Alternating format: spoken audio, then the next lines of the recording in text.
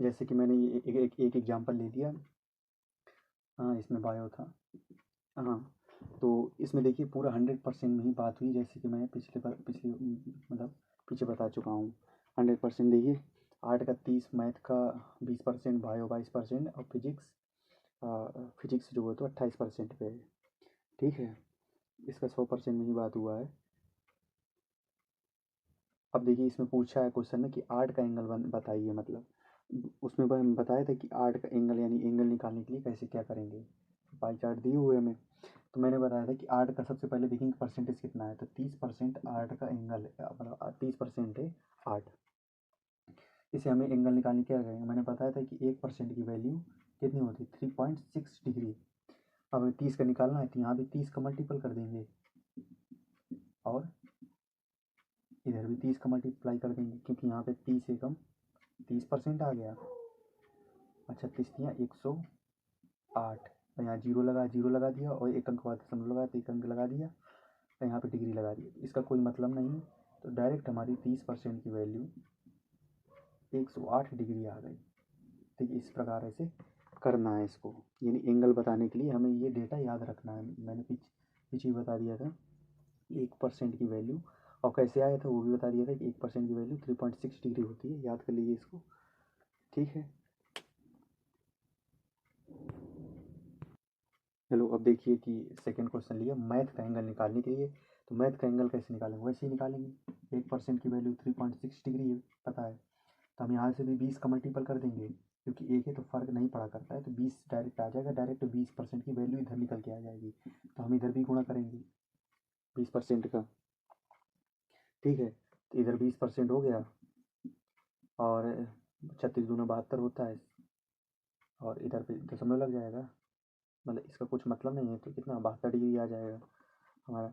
तो डायरेक्ट 20% की वैल्यू हमारी 72 डिग्री आ गया। तो इसी प्रकार हम जो है तो निकाल लेंगे, और आप दो बायो और फिजिक्स का आप निकाल के बताइएगा कमेंट में, ठीक है, या फिर होमवर्क समझिए। अब देखिए, अब हम एक क्वेश्चन ही लेते हैं जो एग्ज़ाम में आ चुका है, जिसकी संभावना भी है एग्ज़ाम में आने के लिए, और दूसरा क्वेश्चन लेते हैं। ये हमने क्वेश्चन ले लिया, अगला नया क्वेश्चन। मेरा राइटिंग थोड़ा ख़राब है, आप समझ जाइएगा, लेकिन फिर भी। हाँ, ये पाई चार्ट बना वो, जिसमें व्हीट यानी गेहूँ 30% है, और चाय जिसमें ली हमने 10%, और टी का जो दी है वो 5% है, और राइस दी है 55%, यानी चावल 55% दी है। तो पहला क्वेश्चन इससे बनता है। तो सबसे पहले इसको ध्यानपूर्वक हमें पढ़ना है एग्जाम में, क्योंकि अगर इसको एक बार पढ़ लिया तो इससे 4-5 क्वेश्चन बन जाते हैं ना, मतलब कि 4-5 क्वेश्चन इससे रिलेटेड आते हैं, वो बन भी जाते हैं अगर इसे ध्यान से पढ़ें तो। और जो पेपर वगैरह में एग्ज़ाम में ये जो डेटा होता है ना, तो थोड़ा छोटे छोटे शब्दों में लिखा हो, तो उसे ध्यानपूर्वक देखना चाहिए, ताकि हमें जो डेटा है वो अच्छे से हम पढ़ लें, तभी जाके अच्छा आंसर आएगा, मतलब अच्छा नहीं, मतलब सही आंसर आएगा। तो हम पहले क्वेश्चन की बात करते हैं। इस आरेख के अनुसार गेहूँ व चीनी के कुल उत्पादन, तो हम इस आरेख के अनुसार क्या कह रहा है, गेहूँ व चीनी के कुल उत्पादन।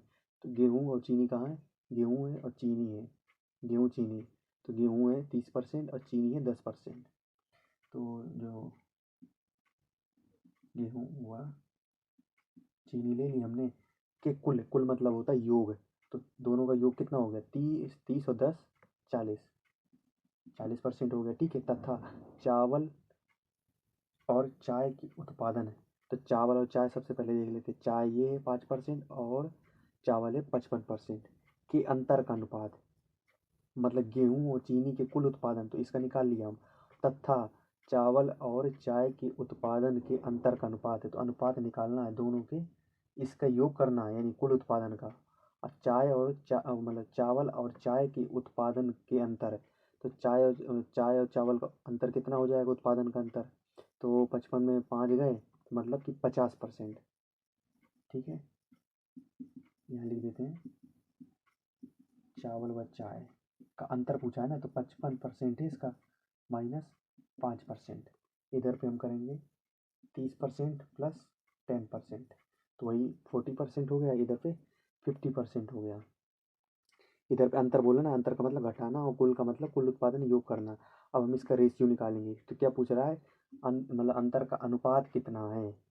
ठीक है, तो अनुपात हमने यहाँ पे रेशियो रख दिया। अब इधर पे परसेंटेज से परसेंटेज चला गया है, और 10 चौको 40, 10 पन्ना 50, तो 4:5 ये हमारा आंसर आ जाएगा।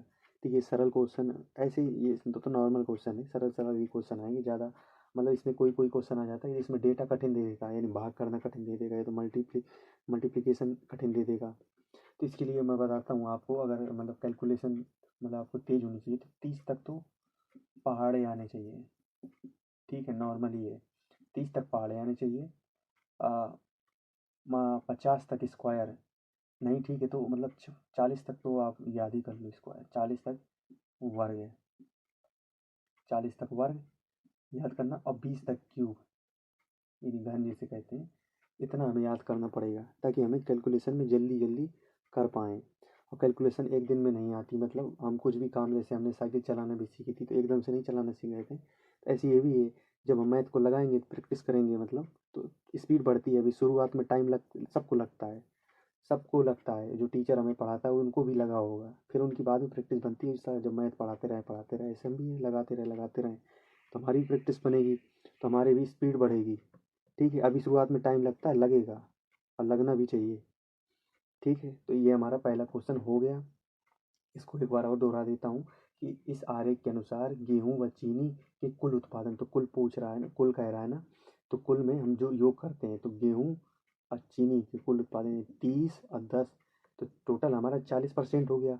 एक बात कह दी, तथा बोला उसने, चावल और चाय के उत्पादन के अंतर का अनुपात।